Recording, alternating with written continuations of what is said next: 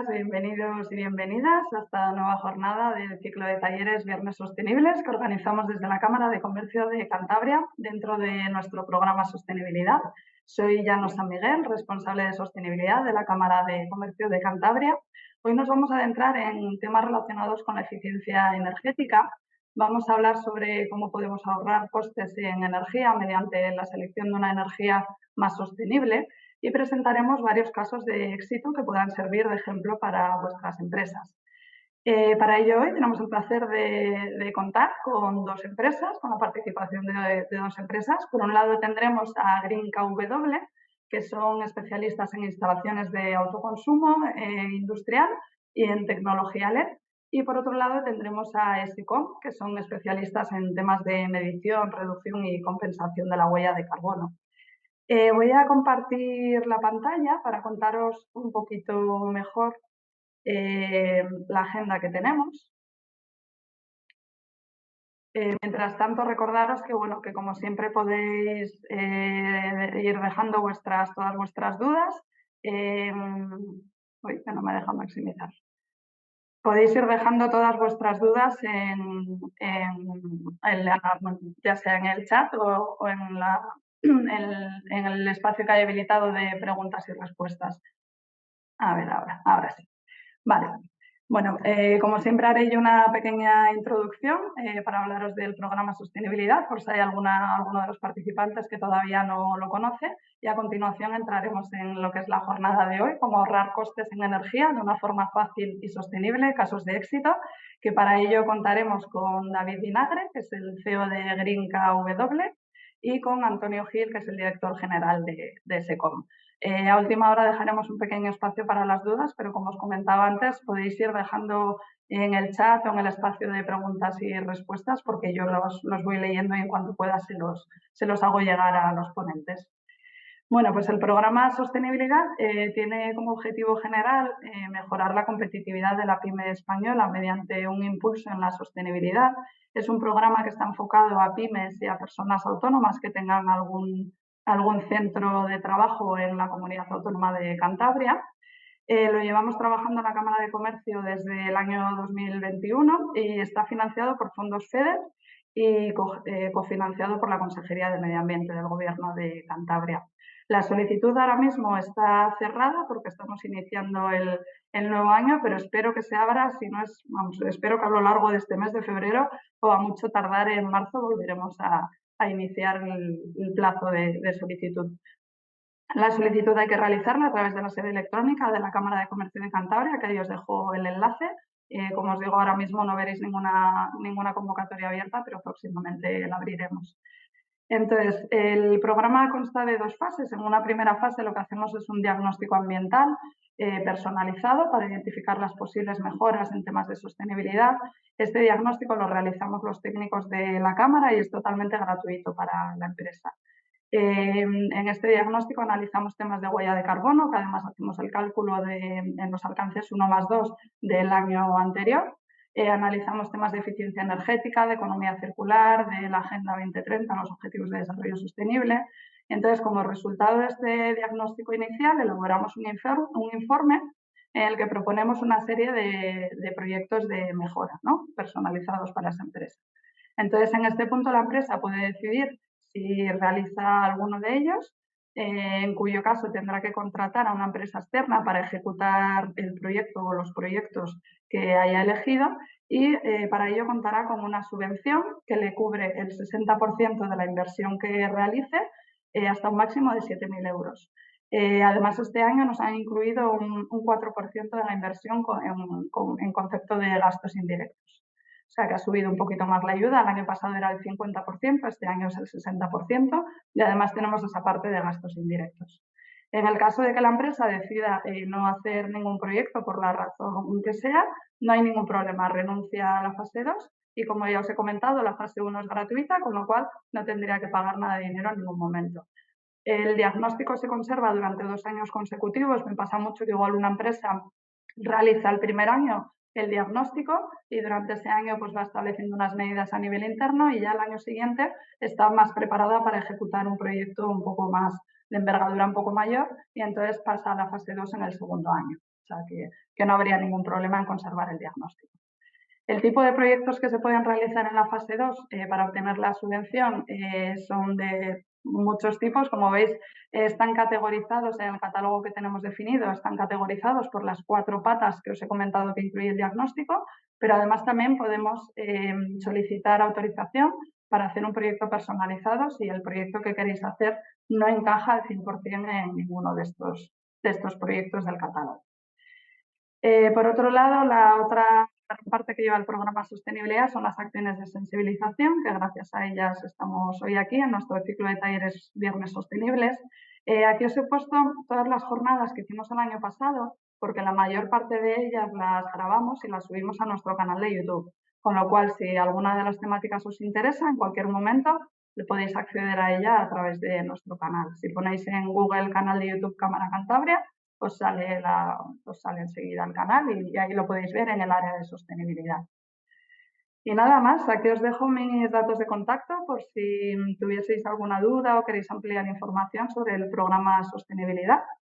Y sin más, doy paso a David, voy a dejar de compartir. David Vinagre, muchísimas gracias, CEO de Green KW, bienvenido. Hola, Llanos, buenos días. Nada, en primer lugar, agradecerte la invitación para participar en esta webinar tan seguro que interesante, pero sobre todo que va a aportar mucha información para las empresas en un tema en el que, pues bueno, muchas de ellas están preocupadas, ¿no? Como es la energía, los costes energéticos, la subida de los precios de la electricidad. Y bueno, nosotros somos Green KW, somos una compañía especialista en eficiencia energética y en autoconsumo solar industrial. Si os parece, para explicaros un poquito más en detalle quién somos, os comparto el dossier corporativo, ¿vale? ¿Veis correctamente la pantalla? Sí, lo vemos bien. Vale. Como te decía, somos una compañía especializada en autoconsumo solar industrial y eficiencia energética. Tenemos una experiencia de más de 7 años en este segmento, hemos realizado más de 2.500 instalaciones, tenemos presencia en prácticamente todo el territorio nacional. En Santander también tenemos delegación, estamos ubicados en el centro, en Juan de la Herrera 18. Tenemos un equipo técnico de ingeniería, de instaladores, de ejecución de obra, administración, atención al cliente de casi 100 personas. Como te decía, estamos ubicados en prácticamente todo el territorio nacional y los proyectos que realizamos siempre se hacen en un formato llave en mano, ¿vale? Nos encargamos de todos los procesos desde la A hasta la Z para que los clientes no se tengan que preocupar de nada. Como empresa contamos con 4 ISOs, calidad, eficiencia energética, medio ambiente, seguridad y salud en el trabajo. Todos los proyectos, como te decía, los realizamos en un formato de llave en mano, gestionamos los procesos, el desarrollo de ingeniería, los visados, por supuesto la instalación y la puesta en marcha, la gestión logística, la posterior mantenimiento y monitorización de la instalación y, como te decía, con una experiencia de más de 2.500 instalaciones realizadas por todo el territorio nacional. Aparte de la rama de autoconsumo solar, pues somos expertos en eficiencia energética, iluminación LED, movilidad eléctrica y a los clientes les damos soluciones que abarcan la eficiencia energética global para tocar pues, bueno, los diferentes problemas en materia de energía que tengan en sus empresas y sobre todo ayudarles a ahorrar costes, ¿vale? Aquí tenemos algunas instalaciones que hemos hecho este año de diferentes tipos de empresas, tamaños. Como veis, pues, bueno, son instalaciones en este caso de una envergadura grande. Tenemos clientes pues, bueno, con más de 2.000 paneles instalados, 1.096 paneles instalados, por ejemplo, para Multivax, clientes como Sálica, Grupo Vocento, Grupo Vasconia en Álava y, bueno, y realmente empresas por todo el territorio nacional, desde pequeñitas en las que se instalan 50, 60 paneles, hasta empresas cotizadas bueno, pues que tienen una gran demanda energética con instalaciones mucho más grandes, ¿vale? Luego, en la parte de eficiencia energética, como te decía, iluminación LED, monitorización, auditorías energéticas, movilidad eléctrica, huella de CO2, que en este caso colaboramos con SECOM, con la empresa que representa hoy aquí también en Brasil, la rama de fotovoltaica y compra de energía, que también es un servicio que a los clientes les ayuda a generar grandes ahorros, que simplemente es optimizar los costes energéticos, los precios de la energía que tienen en la actualidad ayudándoles a buscar precios mejores, a hacer una compra colectiva, a cerrar precios a futuro o en cada caso lo que necesite el cliente según su actividad y según sus precios y costes energéticos. Como te decía, colaboramos con empresas de todo tipo a nivel nacional, tanto empresas pequeñas como empresas multinacionales o cotizadas, y somos una compañía que en ese sentido pues estamos acostumbrados a adaptarnos a las necesidades de nuestros clientes y sobre todo a dar un servicio muy personalizado, como te decía anteriormente, en un formato siempre llave en mano, que los clientes no se tengan que preocupar de nada, ¿vale? Si os parece, por entrar un poquito en materia, empezamos por poner a la gente un poco en contexto en lo que es en la rama de la energía, cómo funciona el mercado energético, por qué los precios subieron tanto hace un par de años y sobre todo el mercado en el que estamos ubicados, que es el de ibérico, cómo funciona, ¿vale? Realmente esto es un mercado marginalista en el que pues bueno, diariamente se produce energía a través de diferentes tecnologías. Obviamente si hay viento, si hay sol, pues se trabaja la eólica, la fotovoltaica, pero hay una multitud de tecnologías que entre todas ellas se cubre la demanda que hay, ¿vale? Al ser un mercado marginalista, ¿qué sucede? Que las tecnologías que entran al final de la producción, que son las más caras, como el ciclo combinado, son las que marcan el precio de la producción y el coste de venta de todas las energías anteriores, aunque sean mucho más económicas. Entonces, lo que sucedió hace un par de años es que el precio del gas aumentó tremendamente. Como el ciclo combinado quema gas para generar electricidad, lo que sucedía es que penalizaba mucho la producción energética y al ser un mercado marginalista, este precio es el que marcaba el precio de toda la producción. Yo personalmente creo que es un poco injusto, ¿no? Porque si el ciclo combinado representa el 1%, por ejemplo, de la producción energética, no es no tiene mucha lógica que penalice al 100% del precio de la energía. Pero bueno, así funciona el mercado. Luego también cambiaron los peajes y los costes que van relacionados con la factura eléctrica. Date cuenta que si la luz hoy en OMIE está, por ejemplo, por poner un número redondo, a 100 euros el megavatio, el cliente en su factura no paga 100 euros, acaba pagando 150, 160 en función de los peajes y los costes que van asociados a la factura, que estamos hablando que son más de 30 conceptos diferentes. Por lo que, independientemente del precio al que esté la energía hoy en OMIE, siempre hay que añadir estos costes y estos peajes que van asociados, que se utilizan, entre otras cosas, por ejemplo, para mejorar la red de distribución. En este caso, si bueno, leemos noticias o buscamos en Internet, es sabido por todos que Red Eléctrica tiene que hacer una inversión de más de 5.000 millones de euros anuales para su renovación, etcétera, y obviamente pues esto se hará a través de los impuestos que van en gran parte a través de los peajes y de los conceptos que vemos en la factura eléctrica. Por lo que, aunque el precio de la luz haya bajado un poquito pues, en los últimos meses, sospechamos que los peajes y los conceptos asociados a la factura van a ir incrementándose y, bueno, pues al final lo que hace es penalizar el precio, ¿vale? Al fin y al cabo, la factura de la luz, pues bueno, cada vez pesa más en las empresas, es un coste que penaliza la cuenta de resultados, pero sobre todo genera algo que a las empresas y a los empresarios no nos gusta nada, que es incertidumbre, ¿no? El hecho de no saber a qué precio vamos a pagar la electricidad, pues genera una incertidumbre en nuestra actividad. Ya no estamos como hace 5 o 6 años, ¿no? En unos precios muy estables de entre 38 y 42 euros el megavatio, llegado a picos de 500 y pico euros el megavatio y obviamente pues esta incertidumbre penaliza muchísimo a las empresas. Lo que estamos haciendo en las empresas y lo que estamos haciendo en las compañías que nos dedicamos a la eficiencia energética y a la sostenibilidad, que es ayudar a estas empresas a combatir esta incertidumbre y sobre todo a ser autosuficientes y tener independencia energética, ¿vale? Las dos ramas principales que nosotros atacamos, por un lado es la eficiencia energética, que básicamente es reducir costes energéticos, reducir consumo energético. Como digo yo, no hay energía más barata que la que no se consume. La eficiencia energética puede abarcar muchas tecnologías, ¿vale? Nosotros siempre empezamos por una auditoría energética en la que hacemos un diagnóstico del cliente y a través de este diagnóstico proponemos diferentes medidas de ahorro energético. Después, en esta auditoría energética, al cliente le comparamos, por ejemplo, entre otras cosas, los precios que tiene de su energía, vemos si podemos conseguirle unos precios mejores, unos cierres a futuro o casar otras tarifas con su curva de actividad o, por ejemplo, introducirle en una compra colectiva, ¿vale?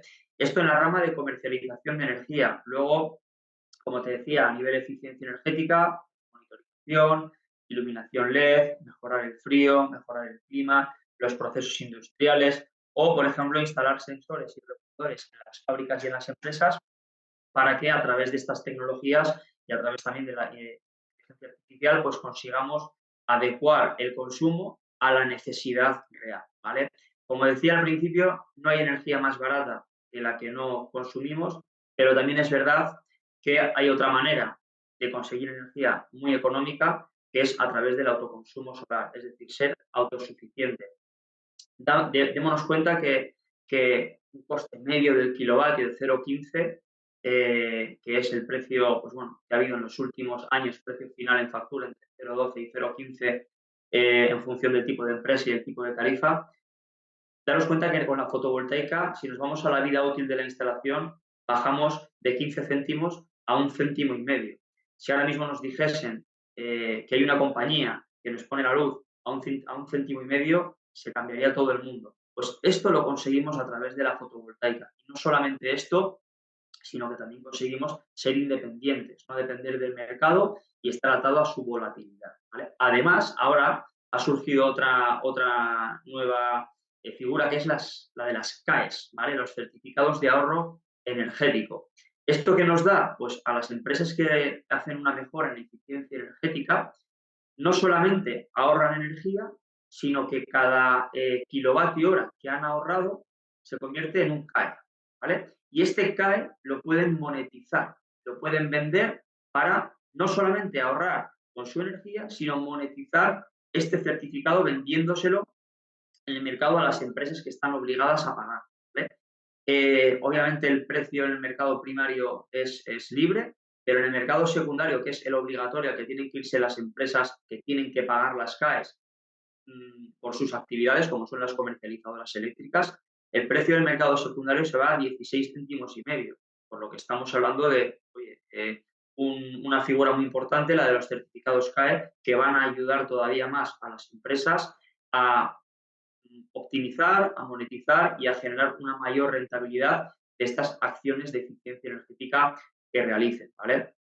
En el tema de la fotovoltaica, como os decía, vamos por un lado a ver un par de casos de éxito y luego por otro lado a explicarle a los oyentes qué es lo que tienen que tener en cuenta a la hora de elegir una instalación fotovoltaica, ¿vale? Porque normalmente todo el mundo se centra pues, en los paneles, en los inversores, ¿no? Que son los elementos principales, pero hay un montón de puntos que hay que tener en cuenta para que el proyecto que instalemos sea el correcto, para que el ahorro que genere sea el correcto y sobre todo pues, para que la vida útil y la durabilidad del proyecto sea la que tiene que ser, ¿vale? Si os parece, en la parte de fotovoltaica os voy a presentar un par de casos de éxito, un par de vídeos de nuestros clientes para que veáis el tipo de instalación, los ahorros que se han generado y demás. Dame un segundito, parto la pantalla.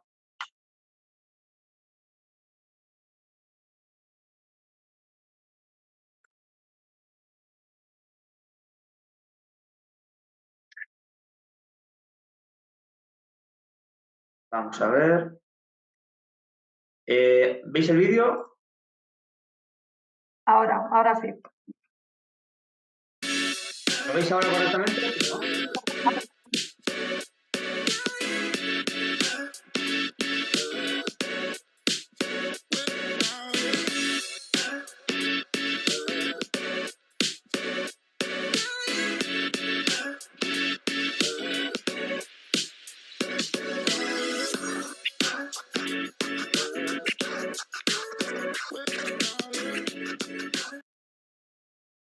Vale, en este caso, por ejemplo, este cliente, que es un centro deportivo de Álava, del grupo Baskonia, es una instalación de 1.130 paneles, es una potencia fotovoltaica de 621 kilovatios pico y tiene una producción anual de 724.000 kilovatios hora al año.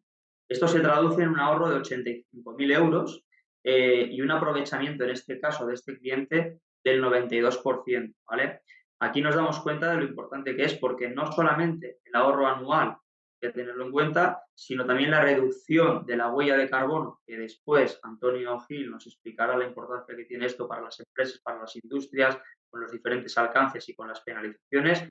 Y luego, sobre todo, también el ahorro que hay en la vida útil de la instalación. Si multiplicamos 85.000 euros por 30 años de vida útil, nos vamos a unos cuantos millones de euros de ahorro. En este caso, como te decía, es un cliente que es un centro deportivo muy grande, que tenía diferentes necesidades.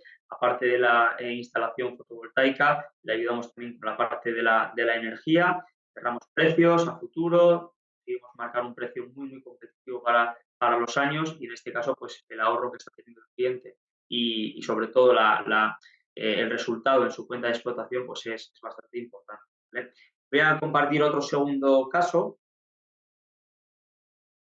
Vamos a ver.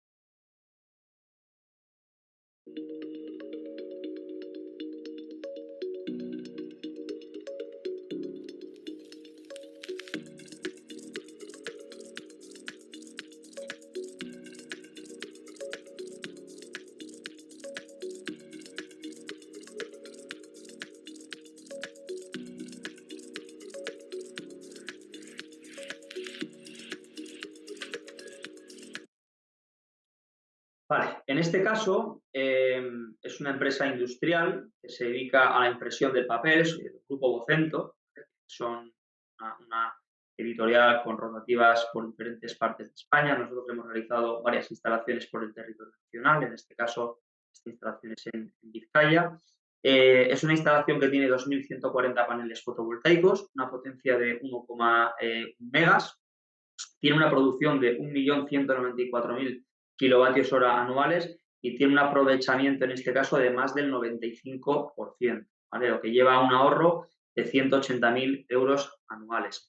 En este caso los números son muy significativos, obviamente tenemos clientes de todo tipo, instalaciones más pequeñas, 30, 50, 60 paneles, que tienen una producción anual para los clientes de unos 1.500 kilovatios hora por cada kilovatio instalado y que básicamente lo que genera es un ahorro en la factura eléctrica de entre el 50 y el 60-65% según la actividad y según la producción que tiene el cliente en su empresa.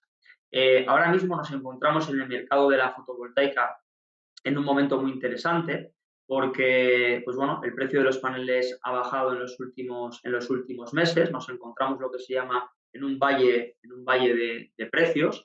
El panel hace un año aproximadamente estaba a un precio eurovatio pico de 0,25, 0,26, ahora ha bajado prácticamente a la mitad y ya se espera que vuelva a subir a los precios normales, pero bueno, en 2-3 meses vamos a estar con unos precios muy, muy reducidos, muy competitivos y esto es algo importante para también los usuarios, ¿no? Los que estén en este momento pensando en instalar fotovoltaica o pensando en implantar esta tecnología en sus empresas, hay un momento ahora muy, muy, muy importante de precios reducidos que obviamente se va a ir regularizando en los próximos meses, pero los que estén pensando en instalarlo, pues creo que es un buen momento para que avancen o para que se informen y a partir de ahí pues que puedan decidir, ¿no?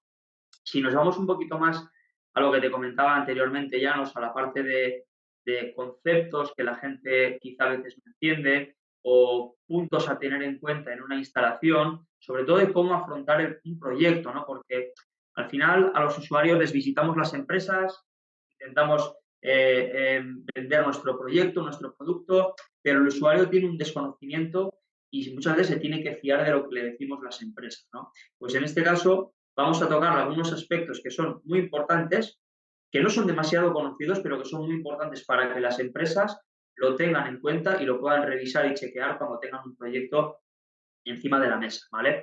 Lo primero de todo es la forma de pago. Existen diferentes opciones de acometer una inversión de este tipo.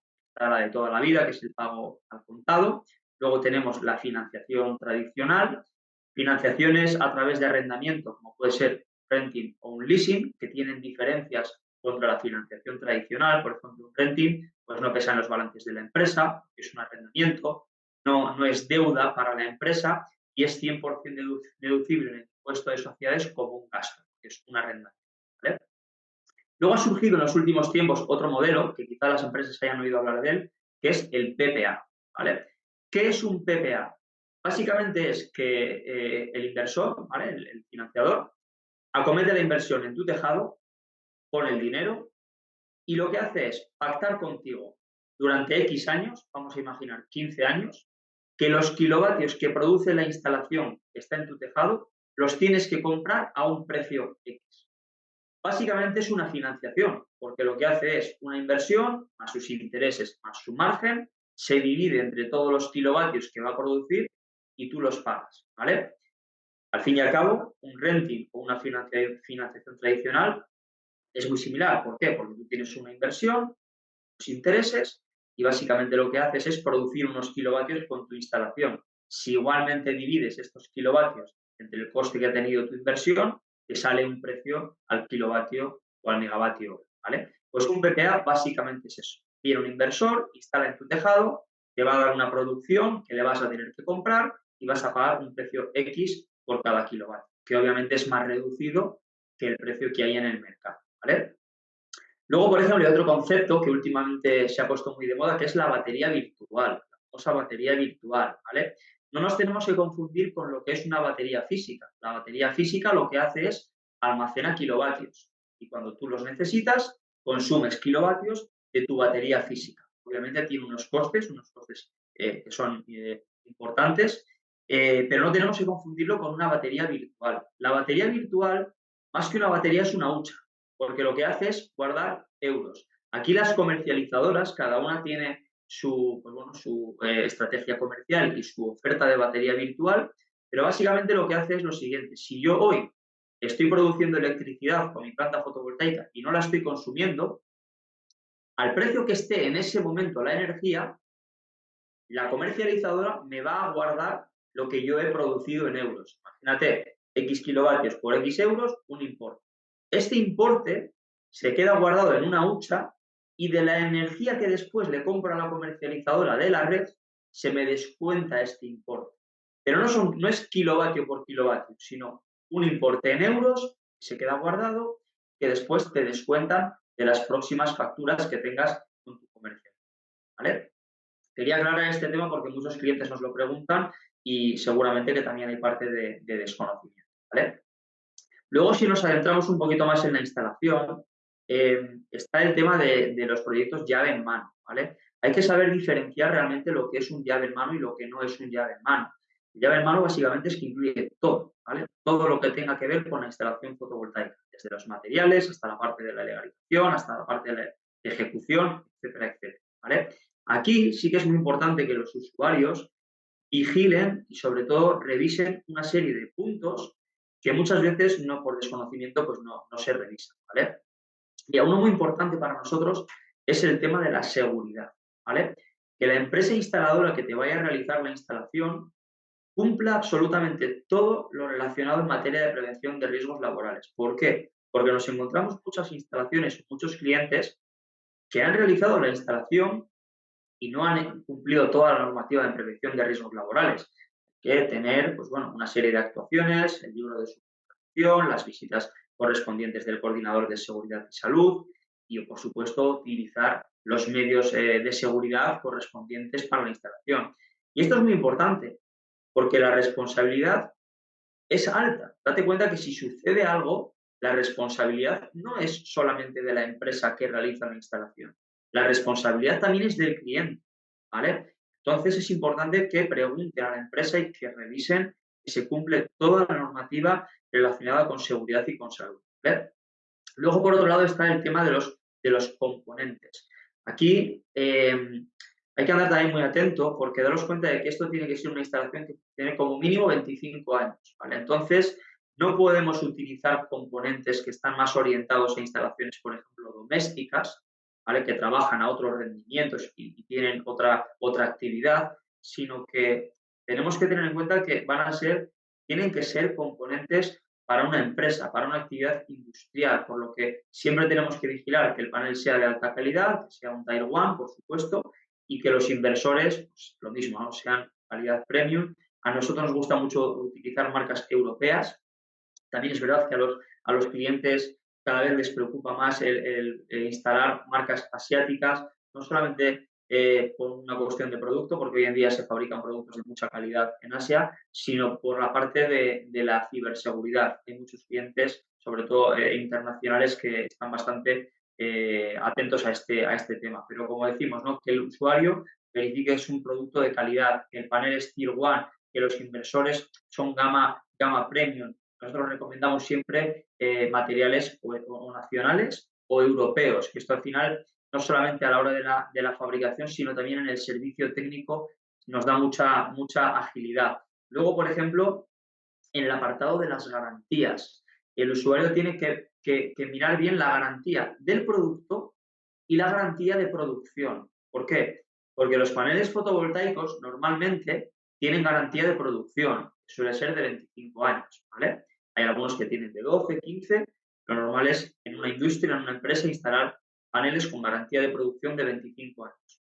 Pero no podemos confundir garantía de producción con garantía del producto, ¿vale? Nosotros, por ejemplo, siempre instalamos producto con garantía de 25 años del producto, pero no podemos confundir los dos términos porque no son diferentes, ¿vale? La garantía de producto va contra el producto y la garantía de producción es la producción que va a tener este producto a lo largo de los años.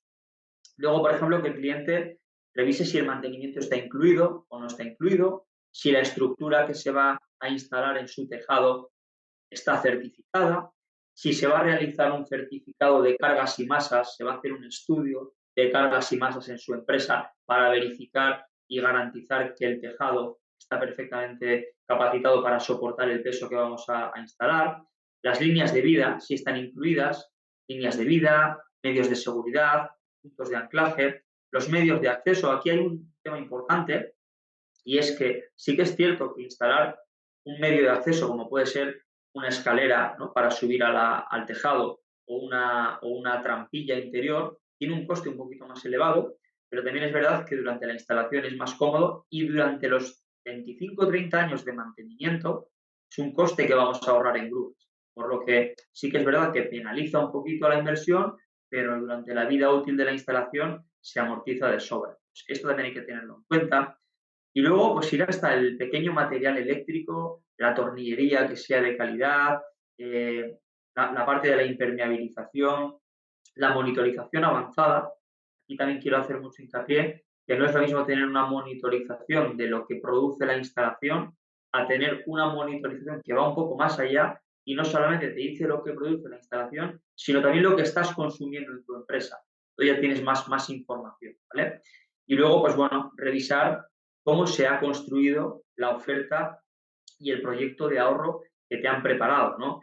Es decir, tenemos que revisar, por un lado, costes ocultos, como pueden ser visados, toda la parte de la tramitación administrativa, toda la parte de la legalización de la instalación, que los medios de acceso estén incluidos, que los medios de elevación estén incluidos, que el certificado, por ejemplo, el pago de litio en el ayuntamiento, si está o no incluido, que no haya una cuota mensual de la monitorización, que a veces los clientes se encuentran también con esta sorpresa, ¿no? Una vez hecha la instalación, ahora para monitorizar tengo que pagar una cuota mensual. O, por ejemplo, la batería de condensadores, que antiguamente se puso muy de moda, ahora ya no tanto, pero que con la instalación de fotovoltaica muchas veces viene a ser necesaria, porque reducimos el consumo de energía activa y esto lo que genera es que hay más penalización por, en este caso, reactiva, y lo que básicamente sucede es que deberíamos de instalar una batería de condensadores para no tener esta penalización en la factura. Y luego, un apartado importante, sobre todo a la hora del estudio de ahorro, que la empresa que te haga el estudio te haya pedido, por ejemplo, la curva de carga horaria, ¿no? Que este es un dato sobre nuestra curva de consumo en nuestra empresa y obviamente se necesita para casar el dato que tiene el cliente en su consumo con la producción fotovoltaica que va a tener la planta solar, ¿vale? Esto es importante, que nos pidan la curva de carga horaria, que te pregunten sobre tus hábitos de consumo actuales y también los del futuro. Si tienes pensado cambiar los hábitos de consumo a futuro, pues obviamente puede que la planta fotovoltaica no se ajuste a tus necesidades. Y luego, pues que la empresa tenga experiencia en instalaciones realizadas. Siempre es bueno pedirle a la empresa, a la ingeniería, una serie de referencias para, oye, poder hablar con otros clientes, poder preguntar sus experiencias y ver que tiene experiencia demostrada, porque sí que es verdad que en los mercados que muchas veces son emergentes y que están en auge, pues nacen muchas empresas nuevas que no tienen experiencia o que buscan eh, el negocio más bien a corto plazo y eso puede penalizar al cliente. Por lo que invitamos a los clientes que siempre pidan referencias, que hablen con otros clientes de la empresa que le vaya a realizar la instalación y que de esta manera pues tenga esa tranquilidad. ¿Vale? Y nada, por mi parte, en el apartado de qué revisar en una instalación fotovoltaica, hemos tocado bastantes puntos, más allá de los habituales y tradicionales, ¿no? Que suelen ser el panel y el inversor. Como te decía antes, ahora mismo estamos en un importante momento de valle de precios en los que el panel está a un precio pues, nunca visto realmente. Ya está empezando a subir y a regularizarse, pero estimamos que tendremos todavía 2 o 3 meses de precios tremendamente reducidos y esto obviamente pues ayuda mucho a que las empresas amorticen de una manera todavía más favorable y más rápida la instalación realizada. Hoy en día las empresas ya tienen claro que van a instalar paneles fotovoltaicos. De hecho, en la última encuesta de KPMG, 9 de cada 10 empresas tienen claro que van a instalar autoconsumo solar en su negocio. Y si eres una empresa que no tienes tejado y no puedes instalar paneles fotovoltaicos, hay otras medidas como la eficiencia energética, la iluminación LED, el clima, el frío, una serie de actuaciones que van a ayudarte a ahorrar energía o a cerrar un precio más económico a futuro. ¿Vale? Lo importante es que un partner, lo que recomendamos es que el partner en materia de energía y de eficiencia energética sea un partner que te ayude en una solución global. ¿Vale? ¿Por qué? Porque al final esto es como si en tu empresa tienes el seguro del coche, de los coches y las furgonetas con una correduría o con una compañía, los de RC con otra, los de los locales con otra, los de los empleados con otra. O sea, realmente creemos que lo eficiente ya no solamente por costes, sino también por comunicación y por datos, es que el partner en materia de eficiencia energética te dé un servicio global, tanto de eficiencia energética como de compra de energía, como por ejemplo de autoconsumo solar.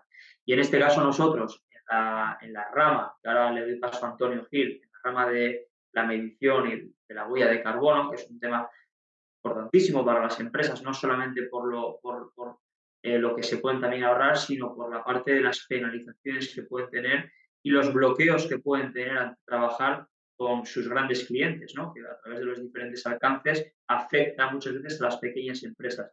Y si os parece, sin más dilación y más comentarios sobre la huella de carbono, le dejo a Antonio Gil, que es el especialista en la materia, que él nos explique y nos dé los consejos que seguramente nos van a venir muy bien. Muchas gracias, David. En primer lugar, agradecerte ya nos la oportunidad de participar en este Viernes Sostenible de la Cámara. Y bueno, pues un poco el objetivo de mi presentación, de mi ponencia, pues es aclarar o clarificar pues qué es eso de la huella de carbono, cómo nos puede afectar, qué normativa, qué legislación nos podemos encontrar, nos están obligando ya y las tendencias del mercado, ¿no? Junto con qué podemos hacer. Es decir, está muy ligado tanto la huella de carbono, la parte de sostenibilidad, con la eficiencia energética, con el autoconsumo, porque en tanto en cuanto más eficientes seamos en el uso de la energía, más reduciremos nuestras emisiones de gases de efecto invernadero, aunque no queramos, aunque no lo hagamos porque queramos mejorar a nivel de sostenibilidad, es inherente, ¿no? En ese sentido, ¿no? De ahí que vayan muy de la mano y estén muy casados y que, bueno, pues que nosotros desde SECON pues tengamos ese aspecto claro y de ahí que tengamos puentes y tengamos colaboraciones con empresas especialistas en eficiencia energética como son Green KW, ¿no? Y en autoconsumo en este sentido. Nosotros desde SECON, dentro del mundo de la sostenibilidad, nos centramos y nos hemos especializado exclusivamente en lo que es en la parte de la huella de carbono. ¿Eh? Eso nos ha permitido pues, dotar de herramientas, metodologías y tecnologías adaptadas a las necesidades de cualquier tamaño de empresa. Porque la primera pregunta es, bueno, sí, esto es así, pero eso es para las grandes empresas, ¿no? ¿De dónde nace esto? Pues efectivamente, pues sí nació como una obligación para las grandes empresas, Dentro pues, de los objetivos de desarrollo sostenible, pues, que yo creo que todos ya hemos oído mucho de ellos en concreto, pues hay uno de ellos, el ODS número 13 de Acción por el Clima, que engloba pues, todos los protocolos de Kioto, protocolos de París, las diferentes COPs que vamos oyendo ahí en los diferentes medios de comunicación que van celebrando pues, a través de todos los países adscritos a las Naciones Unidas, de tal manera que todo esto, en aras de frenar o mitigar el cambio climático, el calentamiento del planeta, pues se marcan una serie de objetivos, ¿no? Se tipifican una serie de gases que son los que se ha constatado, se ha demostrado que tienen esa incidencia en el calentamiento del planeta, que son los que se denominan los gases de efecto invernadero, y se establecen a nivel mundial unos objetivos de reducir la emisión de esos gases de efecto invernadero, ¿no? Dentro de todo este paraguas. Eso se traduce en una normativa y en una legislación, que ya incluso pues, Europa en este sentido pues, marca unos objetivos generales de que para el año 2030 empezó con un 45, subió un 55% las emisiones respecto del año base, el año de referencia, que se toma el año de 1990, se toman las emisiones de cuando se inició en el 90 con el protocolo de Kioto. Y en ese sentido, para alcanzar la neutralidad en el año 2050, ¿no? Esos son los objetivos que marca Europa y que se adhieren todos los países que están dentro de la ONU en este pacto de acción por el clima. Eso es un objetivo y para poder alcanzar ese objetivo, pues lógicamente en una primera instancia pues, se regula una normativa, una legislación. De tal manera pues, que ya desde todo esto pasa a todos los países, Estados miembros de la Unión Europea, y ya desde el 2018 empresas que tenían 500 trabajadores o más, o que facturaban más de 200 millones de euros, tenían por ley la obligación de hacer una auditoría de huella de carbono. Estamos hablando ya desde el 2018. Una auditoría de huella de carbono que identificase qué gases de efecto invernadero se generan por su actividad y tuviesen además que desarrollar un plan de reducción, un plan de descarbonización que va muy de la mano de eficiencia energética, lógicamente, ¿no? En ese sentido, para ir reduciendo. Esto ha ido haciendo un efecto embudo porque ya 2 años después, pues ya en vez de 500 trabajadores pasaba a 250 trabajadores en el año 2020 esa obligación legal. Obligación bajo sanción, que es un poquito yo lo que quiero matizar, pues cogiendo las palabras de David, de no confundir garantía de producto con garantía de producción, no, porque lo que estamos viendo y que ha cogido vital importancia este último año o año y medio es que hay otro tipo de obligación, que es lo que nos está obligando el mercado. Es decir, una cosa es la obligación por normativa, que si tenemos 250 trabajadores o más en el territorio nacional, tenemos por ley que establecer una auditoría y tener un plan de reducción anual, o incluso eso se ha ido restringiendo más a nivel autonómico. Las diferentes autonomías están aprobando sus diferentes leyes de cambio climático y en concreto, pues por ejemplo, la Comunidad de Baleares obliga con 50 trabajadores a cualquier empresa de cualquier sector de actividad que tenga no la sede, sino que desarrolle actividad económica en cualquiera de las islas del archipiélago balear superando los 50 trabajadores, tiene por ley que hacer este tipo de auditoría.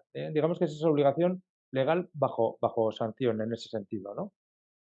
Pero luego hay otra actividad que viene obligada por el mercado, es decir, ahora entraremos un poquito a explicar cómo regula o qué normativa es la que ordena cómo medir esa huella de carbono, pero gracias a lo que luego vamos a ver un poco con más detalle, lo que se denomina el alcance 3, que entró en vigor hace año y medio, lo que se ha involucrado es a la cadena de suministro, a la cadena de proveedores. Es decir, ya hay que medir la huella de carbono. Quien tiene la obligación de medir esa huella de carbono por tamaño, por ley, tiene que medir el alcance 3 y eso de facto se traduce en involucrar a tu cadena de suministro a que tengan que traccionar también esas emisiones de huella de carbono, ¿vale?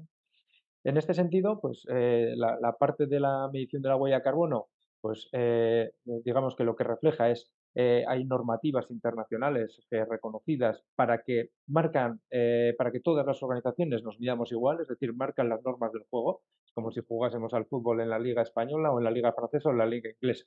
Un córner es un córner, un fuera de juego es un fuera de juego. Que se engloban pues unas normas, pues la familia de las 14.064, las ISO 14.064, hablando tanto de huella de carbono de organización como como de producto, como de celebraciones de eventos y demás, que todos nacen de la parte del GHG Protocol, que es otra norma internacional que son prácticamente análogas de referencia. En este sentido, La huella de carbono, ese tipo de normativas, lo que definen en una primera instancia es qué gases son los de efecto invernadero, qué gases son los que tenemos que medir, que tenemos que analizar que se producen o que se emiten a la atmósfera por nuestra actividad, ¿no? Hablamos de huella de carbono, hablamos de CO2, de toneladas, de unidad de peso, de kilos, de gramos de CO2 que se emiten a la atmósfera, pero el CO2 no deja de ser una medida digamos, una medida ponderada, es decir, es una medida equivalente, porque tenemos que analizar pues, qué otros gases fluorados se emiten a la atmósfera, qué óxidos nitrosos se emiten a la atmósfera, metanos, es decir, hay una serie de gases que están tipificados y el CO2 es una unidad de medida que se tomó por esta normativa de referencia.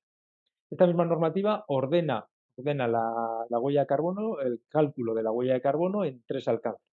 El alcance 1 son las emisiones puertas adentro de nuestras instalaciones, podríamos resumirla de esa manera. Es decir, lo que tenemos en nuestros pabellones, lo que tenemos en nuestras oficinas, lo que tenemos relacionado con estos gases. Es decir, si tenemos una caldera y estamos quemando combustibles fósiles, ya sea gasoil, ya sea gas natural, pues esa caldera es propia, está en nuestra propiedad, pues directamente tenemos que ver qué combustibles fósiles estamos utilizando y convertirlo a CO2 equivalente en ese sentido.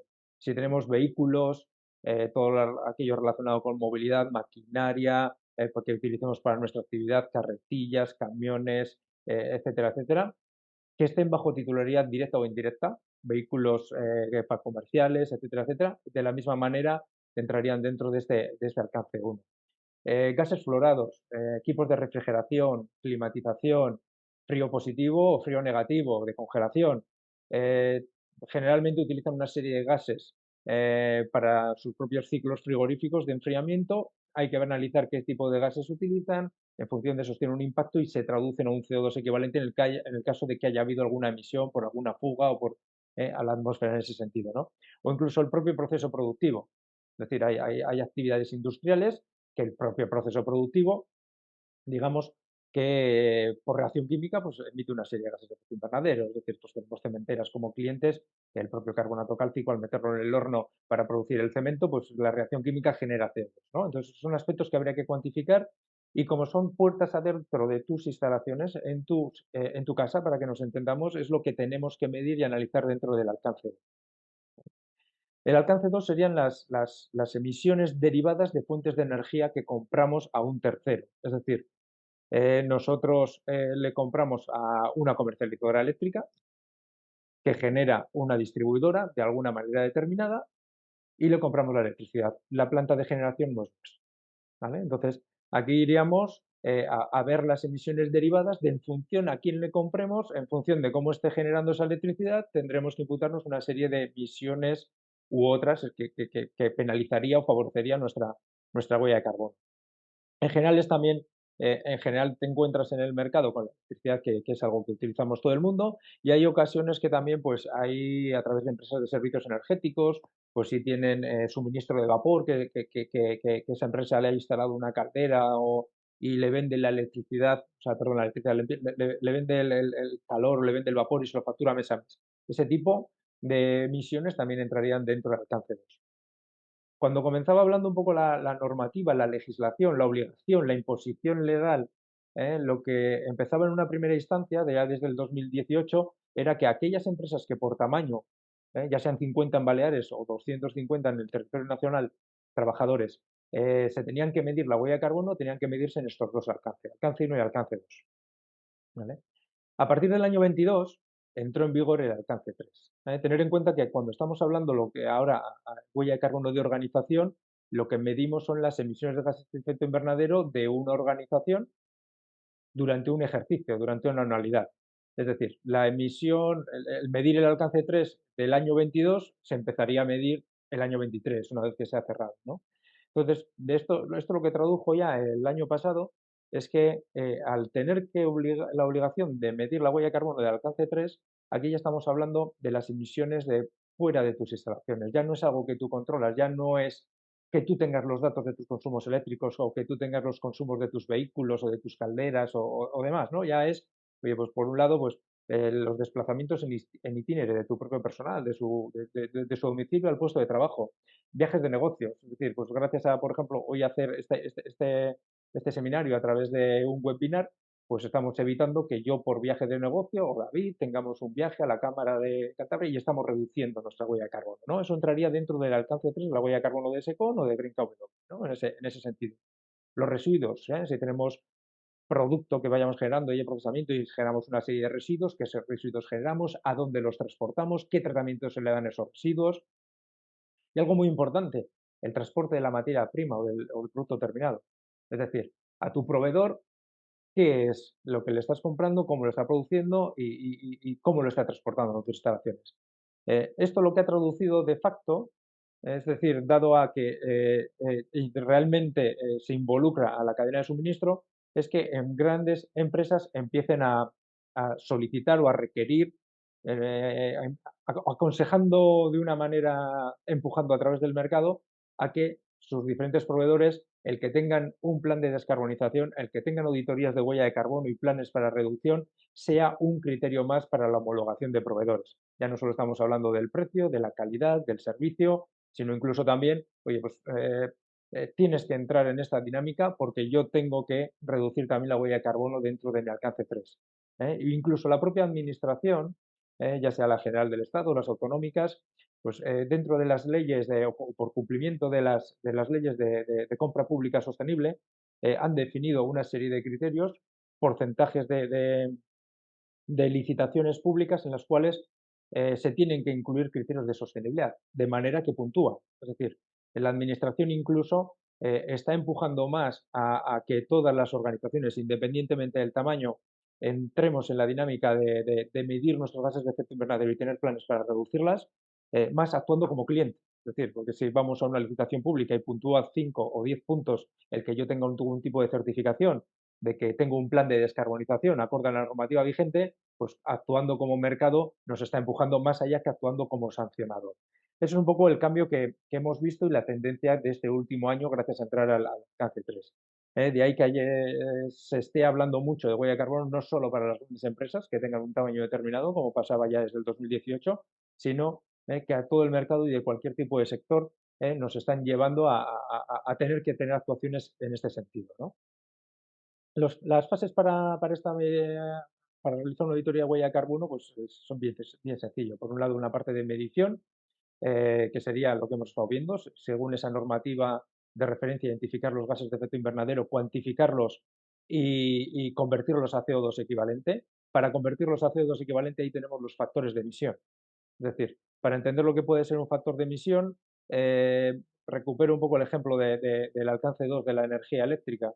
Nosotros le compramos energía eléctrica a una comercializadora que en función de si hay viento o estamos es de día, es de noche o si hay que arrancar las de ciclo combinado, que además de incidir en el precio de la electricidad, como nos apuntaba dentro de este mercado marginalista, que nos apuntaba David en su explicación, también actúa en las emisiones que nos tenemos que imputar en el alcance 2. Es decir, genera el mix, cambia el factor de emisión de esa comercializadora en función de cómo estén generando. Y eso es algo que va cambiando periódicamente, ¿no?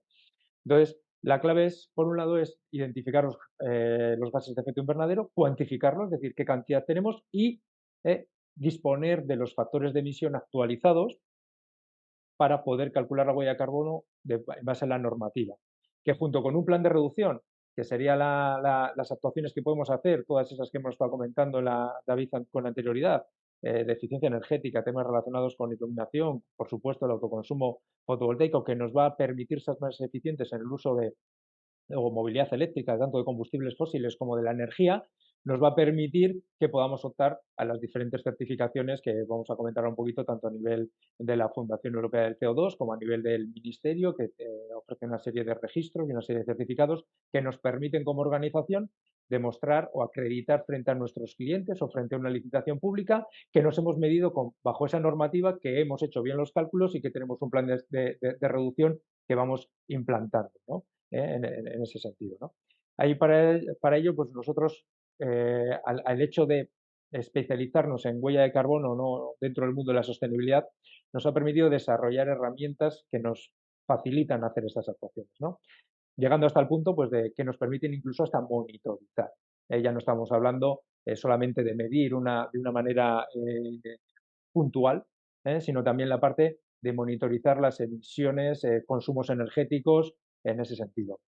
Todo esto nació un poco de empezar a trabajar con las grandes empresas que estaban obligadas y lo que veíamos es que tenían eh, muchos medidores puestos en cuadros eléctricos, medidores eléctricos, de tal manera que lo utilizaban pues, vía control de costes, por líneas de producción y demás. Y pues bueno, estaban instalados en cuadros eléctricos que operarios tenían que ir, analizar, tomar una nota, volcarlo en Excel. Entonces nosotros eh, nuestro I+D no fue orientado a desarrollar hardware de equipos de medida. Los grandes fabricantes eléctricos ya tienen equipos de medida en ese sentido, sino en dotarlos de comunicación y unir toda esa comunicación en una única plataforma que sea un único punto de acceso, que a su vez esté monitorizando las fuentes de emisión, los factores de emisión, para poder, además de dar los consumos, dar el dato de las emisiones de gases de efecto invernadero en ese sentido. Pero no solo electricidad era un poco lo que más tenían, sino estamos hablando de incorporar caudalímetros de vapor o caudalímetros para repostajes de combustibles. Hay clientes que tenemos pues, que son flotas transportistas que en los centros logísticos tienen sus propios surtidores. Ahí se puede colocar en el surtidor de combustible un caudalímetro, darle comunicación y estar viendo, por un lado, tanto el control de costes como convertir ese gasoil que están en CO2 equivalente para monitorizar la huella de carbono también, sino también aquellos aspectos que no se puede medir con un equipo, con un hardware, integrarlo dentro de la misma plataforma, leyendo, tomando datos a través de su contabilidad, de su RP, de su SAP, de su Navision, etcétera, etcétera, ¿no? De tal manera pues, que cuando repostan ese mismo cliente en ruta los diferentes camiones de la flota, eso va contra una contabilidad, leemos el dato de allí y estamos monitorizando todos esos consumos y convirtiéndolo a CO2. ¿Vale? Estas son actuaciones pues, que se pueden llegar a monitorizar, ¿no? En ese sentido. No estamos hablando exclusivamente de una medición estática, sino también incluso establecer plataformas que nos permitan tener control, ¿no? Este es un ejemplo de un pedazo de la plataforma pues en una planta industrial que tiene parte de puerto, pues aquí estamos viendo los diferentes puntos que estamos monitorizando y aquí ya nos permite también actuar. Ya no solamente es medir consumos y huella de carbono, sino también establecer sistemas de alarmas, alertas, para que dé avisos a mantenimiento y vaya a operar, ver sobre consumos, etcétera, etcétera. Y poder incluso actuar sobre los sistemas de iluminación, dotarles de inteligencia para programar apagados, encendidos, regular niveles de iluminación y demás. Ya estamos hablando de ese otro nivel adicional que se puede llegar. ¿Vale? Esto todo es en la parte de medición. Insisto, podemos estar hablando de una medición puntual, estacional, de una anualidad en base a unos consumos que se han tenido, hasta poder implantar un sistema de medición y de control de todas tus fuentes de emisión de gases de efecto invernadero y todos tus consumos energéticos de cualquier índole. Para poder cumplir esa normativa o lo que nos exige también incluso el mercado y poder obtener algún tipo de certificado, no solamente es medir, sino también es disponer de un plan de reducción, ¿no? Aquí es donde entran pues, todas las actuaciones que ha venido David contemplando en la parte anterior, ¿no? Todas las medidas de ahorro y eficiencia energética, con sistemas de iluminación, regulaciones, sensores de presencia, procesos industriales y sistemas de recuperación de calor, compresores para cámaras con arrancadores suaves, o sustituir motores por más eficientes, autoconsumo fotovoltaico, biomasa, etcétera, etcétera, ¿no? Aspectos que con las implantaciones de estos planes de reducción, pues en diferentes clientes se ha obtenido reducciones hasta un 60% de las emisiones de gases de efecto invernadero y hasta reducciones de un 40% de costes energéticos. El hecho de disponer de esa auditoría de huella de carbono y un plan de reducción permite optar a diferentes tipos de certificaciones, ¿no?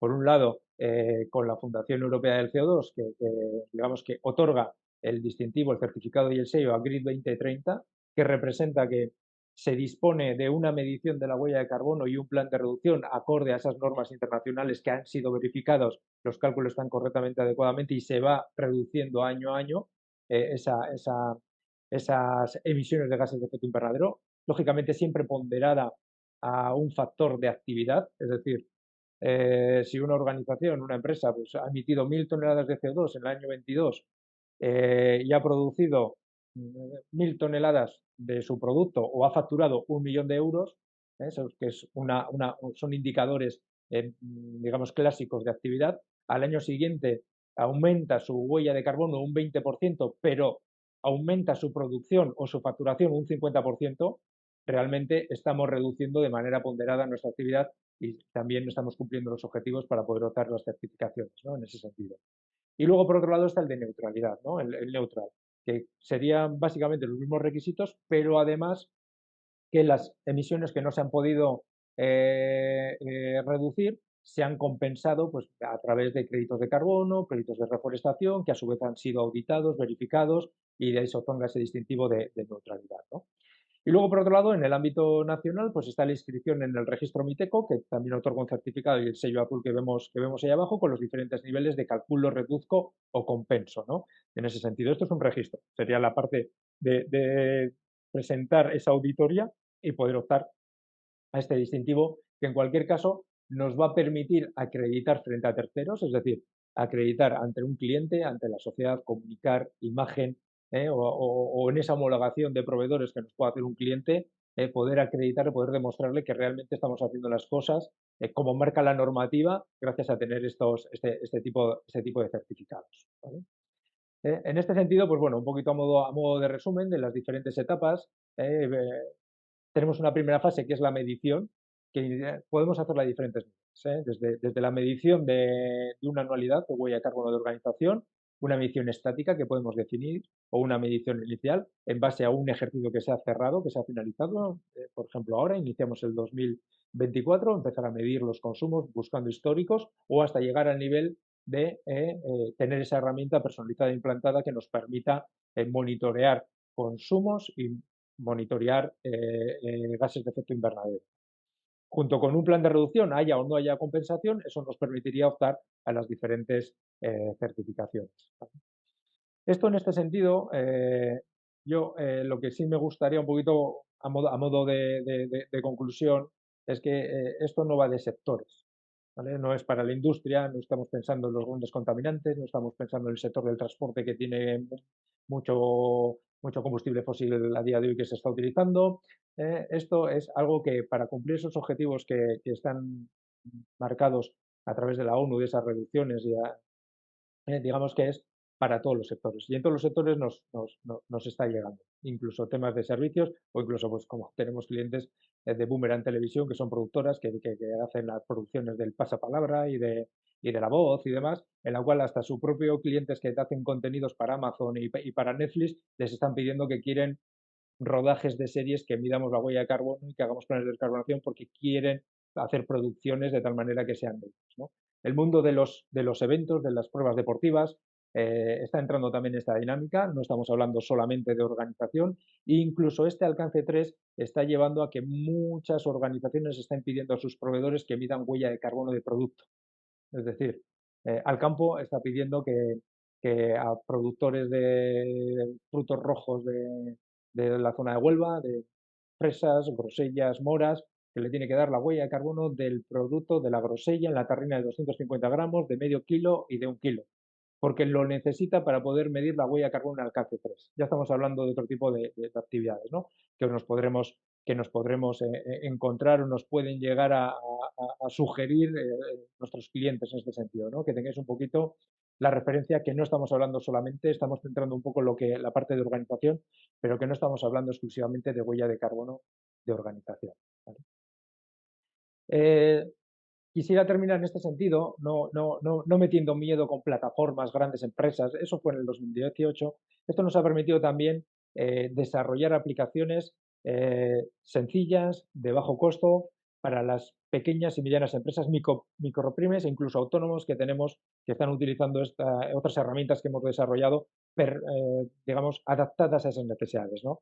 Son sencillas de utilización, son de muy bajo costo, no requieren ningún tipo de conocimiento en informático ni instalación, herramientas en la nube, pago por uso, que permite a una pequeña organización, sin que sea un sobreesfuerzo ni económico ni de tiempo, cumplir con las exigencias que le puede marcar un cliente o que se está optando al mercado público en la licitación, obtener los diferentes certificados que le van a ayudar en la obtención de los mismos, ¿no? Voy a compartir un vídeo de un par de minutos, un poco en el que es una demo y un ejemplo pues, de esta herramienta que os comentaba, pensada y orientada a la pequeña y mediana empresa, Nico. Es el momento de parar, tomar un respiro y avanzar en el camino de la descarbonización para ayudar a combatir el cambio climático. Uno de los retos que las Naciones Unidas marcaron en el año 2015 dentro de los llamados Objetivos de Desarrollo Sostenible. Hasta ahora, su cumplimiento mediante la medición y reducción de la huella de carbono solo estaba al alcance de las grandes empresas. Pero con la creación de Eusko2, el software de medición de CO2, las pequeñas empresas y autónomos de Euskadi tienen en sus manos la herramienta perfecta para cumplir con la nueva normativa en materia de descarbonización. La huella de carbono viene conformada por el cálculo de las emisiones de gases de efecto invernadero producidas de manera directa o indirecta por 3 vías diferentes llamadas alcances. Y Eusko2 permite la recopilación y correcto procesamiento de estos datos, obteniendo el impacto en toneladas de CO2 derivadas de todas las actividades y acorde a la normativa vigente, generando un informe de huella de carbono personalizado y adaptado a cada empresa. Su uso es muy sencillo. Una vez registrado en la herramienta, el usuario puede hacer un seguimiento total de la huella de carbono de su empresa, habilitando tantas sedes y fuentes de emisión como sea necesario. Las fuentes de emisión medidas por Eusko2 se clasifican en alcance 1, como vehículos y flotas, calefacción y ACS, y climatización y refrigeración. Y alcance 2, consumo eléctrico. Una vez identificadas y creadas las fuentes de emisión, el administrador incorporará en la herramienta periódicamente los consumos de cada fuente, adjuntando el documento o factura que verifique la información facilitada para que los técnicos especialistas de Eusko2 validen a nivel de instituciones y normativa todos los datos. De esta forma, la empresa cumplirá con la normativa y además le permitirá tener acceso a subvenciones, ayudas y a diferentes registros y certificaciones medioambientales como la inscripción de la organización a nivel estatal en el registro MITECO y en los registros autonómicos correspondientes.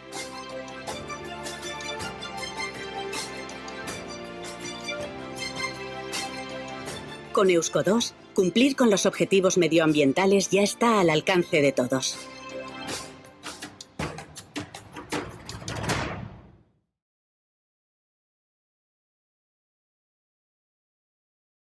Bueno, quería terminar un poco con el mensaje de, desde luego que hay una normativa, hay una obligación de cumplir, pero que hay herramientas adaptadas a cada una de las necesidades sin que sea un trastorno ni a nivel organizativo ni a nivel de costos. Y que en cualquier caso, fruto de los planes de reducción de emisiones, automáticamente vamos a reducir costos energéticos de la mano de todas las tecnologías que nos está explicando David, que en su defecto van a redundar también en reducción de euros de nuestras facturas energéticas, ¿no? Además de esas emisiones. Es decir, no lo veamos como una imposición, aunque lo sea, pero sí que es una imposición que va a tener su parte de retorno, su parte de beneficio económico y que hay soluciones adaptadas a cada una de las necesidades. Pues yo con esto ya, si hay algún paso de preguntas, te devuelvo la palabra a Llanos y Pues reitero el muchas agradecimiento. gracias. Sí, sí, al final yo siempre digo que es una oportunidad, ¿no? Las empresas que lo ven como una carga y ahora me piden esto y esto otro, no, es que es la oportunidad de hacerlo ahora. De momento no hay preguntas, si alguien quiere comentar algo, que levante la mano, le puedo habilitar el micro o si no a través del chat. Mira, ahora justo entra una pregunta. Vale, un comentario. He entrado un poco tarde, no sé si lo habéis comentado. En Euskadi hay un programa del GOBA específico para la descarbonización industrial. Pregunta, ¿tenéis algún proyecto o iniciativa para fomentar espacios de colaboración con las administraciones autonómicas, estatales y de la Unión Europea para la normalización de las metodologías ESG, donde entra la descarbonización y su nexo y las metodologías de ratings financieros para productos bancarios sostenibles? Ya que veo que es un gap muy importante en la actualidad. Bueno, ahí en ese sentido nosotros estamos muy en contacto incluso con cámaras y organismos intermedios y lógicamente con los diferentes departamentos de sostenibilidad de las diferentes comunidades autónomas presentando nuestros servicios, nuestro conocimiento e incluso pues participando en ciertas mesas de moderación y demás, ¿no? Hay cosas que hemos ido desarrollando específicamente para diferentes departamentos y áreas, pues un poquito pues igual que de la misma manera que esta herramienta Eusko2 la hemos definido para la micropyme, ha habido plataformas que hemos ido desarrollando para diferentes aspectos, pero realmente lo que traslada llegando hasta los mercados financieros en ese sentido pues no hemos avanzado, ¿no? Ahí vamos un poco a la mano de lo que nos requiera, ¿vale? Por supuesto que ya hay un gap, por supuesto que hay una necesidad muy importante, incluso pues estamos trabajando con bancos, que muchos de ellos han ido desarrollando sus propias calculadoras de huella de carbono, basadas en los gastos que haces con las tarjetas, basadas en una serie de datos que tú le vayas metiendo de tus hábitos de consumo, como empresa digo, y estamos trabajando con ellos en la parte de dotarles de que esos cálculos que se hacen de manera que tienen, digamos, la bondad de ir sensibilizando, que sean certificables para obtener los certificados, ¿no? Un poco esa es la solución. Un poco en la línea porque la banca está empujando mucho, como bien apunta, porque hay una serie de fondos que vienen de Europa en unas condiciones más ventajosas si cumplen una serie de criterios medioambientales y por eso un poco la banca se está traccionando en ese sentido. Nosotros como SECON, ¿cómo estamos trabajando con ellos? Pues iniciativas que han ido realizando, pues dotarles de cumplimiento de normativa y de dar una trazabilidad, no solamente que el dato de tu consumo digas cuántos kilómetros haya hecho con mi coche, sino que haya evidencias de ello para que sea certificado, ¿no? Y poder optar a ese tipo de soluciones o de financiación más favorable. Al hilo de lo que decía Antonio, en nuestro caso, pues también estamos en continuo contacto con los diferentes entes, con las diferentes cámaras, instituciones, entidades financieras, porque sí que es verdad que, por ejemplo, en el apartado de las entidades bancarias están cada vez más centradas en la sostenibilidad. De hecho, ya hay estudios que indican que incluso los propios clientes, la sostenibilidad va a penalizar el rating de ese cliente ante las entidades financieras. Hay estudios que demuestran que las empresas más sostenibles son empresas más rentables y tienen mejor rating, y esto es hacia donde va el mercado. Pues, por ejemplo, hemos cerrado recientemente un acuerdo con Kutxabank y con Cajasur para que a nivel nacional pues estas dos entidades puedan ayudar a sus clientes a través de nuestros productos de Green KW a mejorar su eficiencia energética. Y todo esto en aras de estar alineadas y alineados con las iniciativas europeas, que son las que verdaderamente están empujando hacia toda la norma de la sostenibilidad. Y, por supuesto, las entidades bancarias ahora mismo están también muy centradas en esto. También han entrado, bueno, ya sabéis, los famosos fondos Next Generation, que algunas de sus líneas se han agotado y otras siguen vigentes. También ahora mismo ha entrado un PERTE importante para la descarbonización en la industria, con inversiones mínimas de 1 millón de euros en las que se llega hasta creo que es 80% del coste subvencionado. Estamos hablando de pues, importantes cantidades que para una empresa y industria ya en este caso más grande que invierte unos cuantos millones de euros, pues obviamente tiene una subvención altísima, ¿no? Y bueno, en el caso de las pequeñas empresas y de las pequeñas industrias, pues también tenemos otro tipo de subvenciones, como por ejemplo el IBI, ¿no? El impuesto de bienes inmuebles es un impuesto que en muchas ocasiones es muy elevado, ¿vale? Y que dependiendo de los municipios, pues se puede, gracias por ejemplo a la instalación de paneles fotovoltaicos, reducir en un 50%. Claro, una empresa que está pagando de IBI 10.000 euros al año, si se reduce un 50%, está teniendo una reducción importante. Y bueno, tenemos clientes que sí que pagan importantes cantidades de IBI. Gracias a la fotovoltaica, más allá del ahorro energético, pues tienen también este ahorro, por ejemplo, en este apartado. Vale, estupendo. Tenemos otra pregunta para David que dice, ¿las empresas que no tenemos tejado podemos asociarnos a algún PPA? Sí, mira, aquí existen dos tipos de PPAs, ¿vale? Existe el PPA on-site, que es el que se hace encima de tu tejado, y luego está el PPA off-site, que tú cierras un acuerdo con un productor, independientemente de su lugar, para que te suministre o para llegar a un acuerdo en esa compraventa de energía, ¿vale? Normalmente el PPA off-site se hace con grandes consumidores. Pero ahora mismo hay otra alternativa para estas empresas, vamos a decir, medianas, que no disponen, con pequeños comercios, que no tenéis tejado, pero sí que tenéis un consumo eléctrico y estáis un poco, vamos a decir, vendidos a la volatilidad del mercado porque no podéis ser autosuficientes. Existe la opción de adherirse a una comunidad solar, o a una comunidad energética. En este caso, nosotros, si quieres profundizar más en particular en tu caso, contáctanos y te lo miramos, pero básicamente podríamos llegar a, en un tejado externo, hacer la instalación fotovoltaica y suministrarte a ti la energía siempre y cuando estés en un radio mínimo de 2 kilómetros. Es decir, si no tienes tejado, se puede utilizar el tejado de otro usuario para tú consumir de esa planta fotovoltaica como si estuviese en tu edificio, ¿vale? Tiene que respetar una norma, entre otras, la más importante es que esté en un radio mínimo de 2 kilómetros, que ahora se va a ampliar a 5, posiblemente. Vale, estupendo. Preguntan, ¿existen formas eficientes de ahorrar en la factura para pequeñas empresas o autónomos?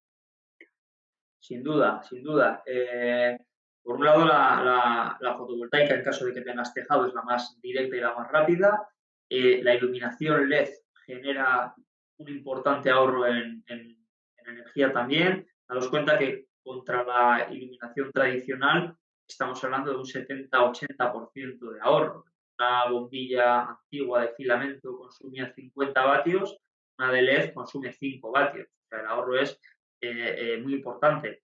Y aquí, pues bueno, para estas empresas quizá o más pequeños comercios que no tienen tejado, sí que pueden realizar otro tipo de acciones, como decía, iluminación LED, parte del clima, la maquinaria que tengan que se pueda optimizar en muchos de los casos, la monitorización o poner, como decía anteriormente Antonio, sensores para medir y regular los consumos energéticos y que sean más eficientes. Y luego hay otro apartado, y es que por desconocimiento muchas empresas no tienen optimizada la factura eléctrica.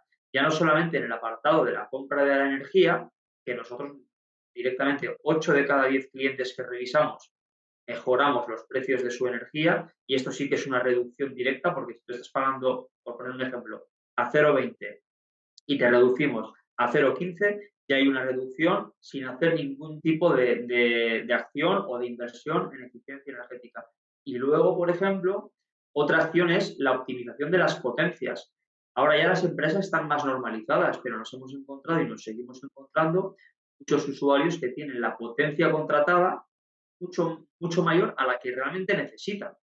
Entonces, por aquí se nos va un gasto importante, que es un término fijo dentro de la factura, y por otro lado, que se puede jugar con ella. Es decir, que a veces es mejor controlar y medir cuándo voy a tener una penalización por tener menos potencia de la que necesito, pero es que muchas veces sale más rentable pagar una penalización al año que no estar todos los meses pagando este exceso de potencia. O sea, se pueden hacer realmente, se pueden medir y se pueden analizar muchos aspectos en las empresas para que sean más eficientes y que sobre todo ahorren dinero, que es lo que al fin y al cabo al empresario le importa al final. Nos comentan, solo un pequeño comentario, las comunidades solares y las comunidades energéticas son dos conceptos distintos. En el caso de las comunidades energéticas, la adhesión puede ir más allá de los 2 kilómetros, pero tiene otra serie de características técnico-legales.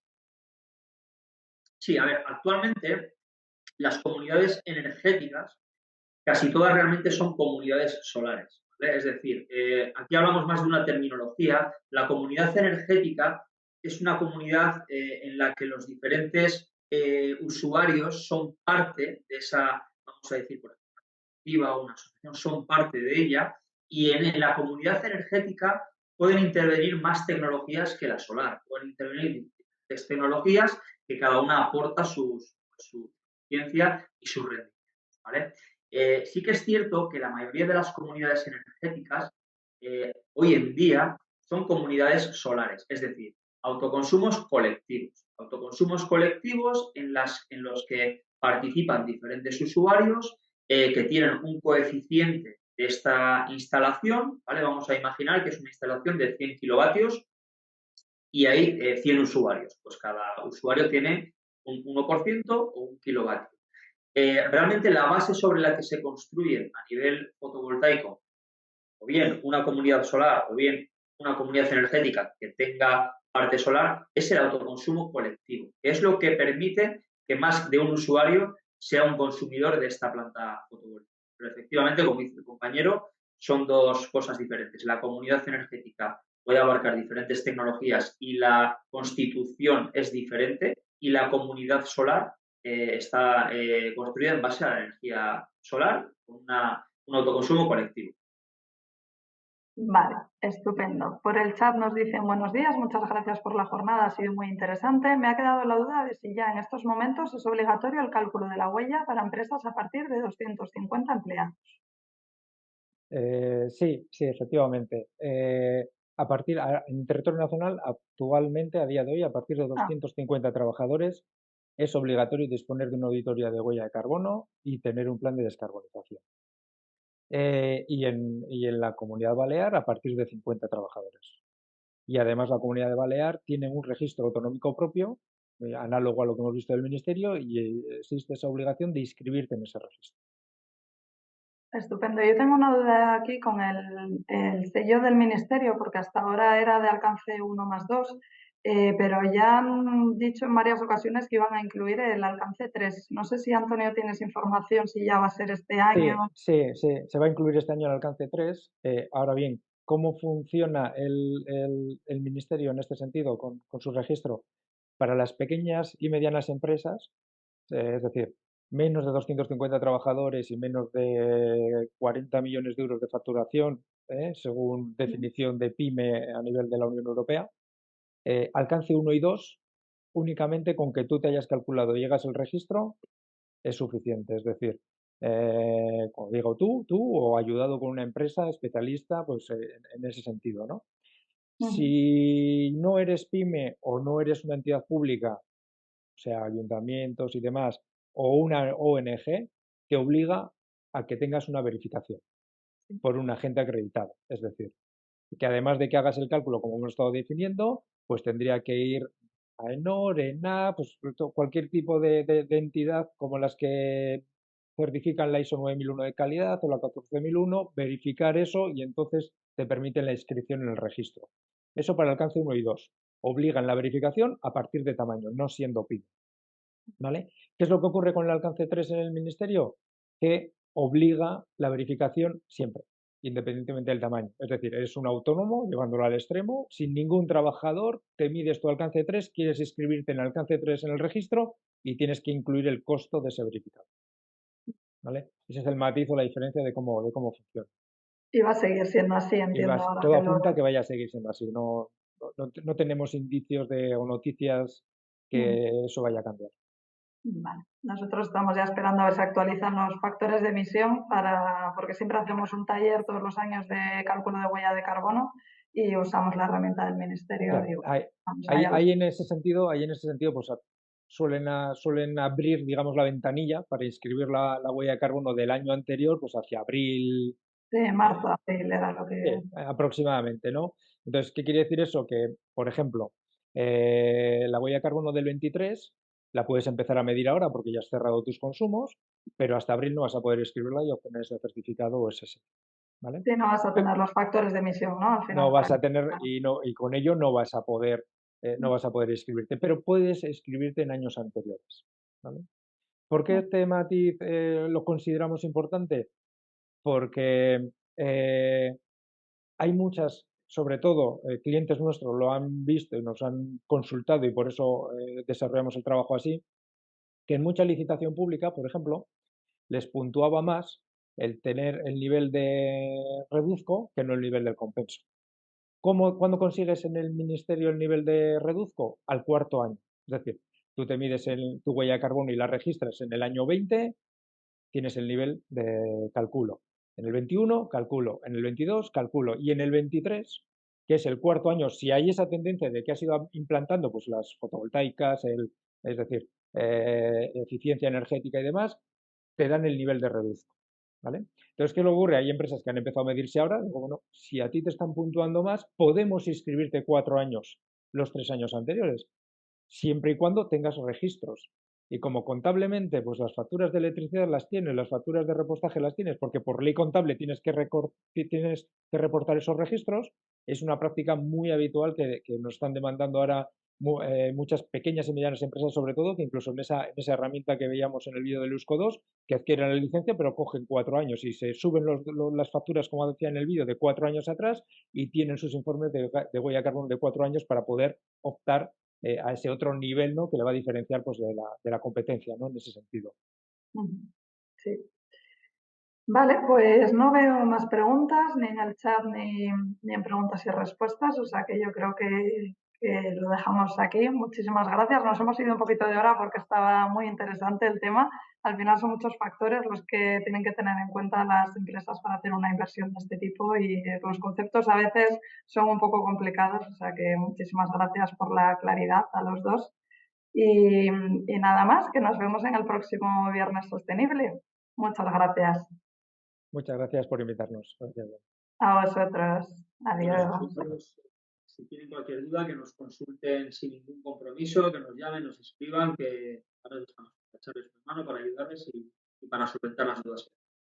Estupendo, David. Pues muchísimas gracias a los dos. Bueno, hasta luego. Chao.